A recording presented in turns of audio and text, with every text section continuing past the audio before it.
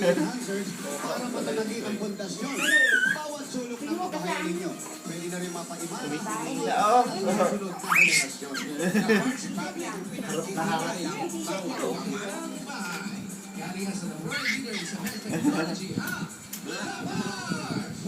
Gusto mo pala mag-ano?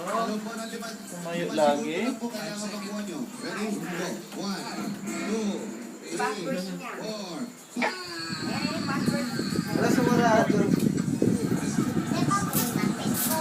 Wait lang.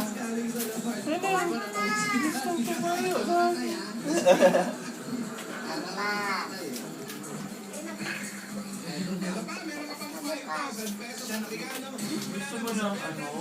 Gumala. Gusto mo na gumala. Taka rin. Taka rin.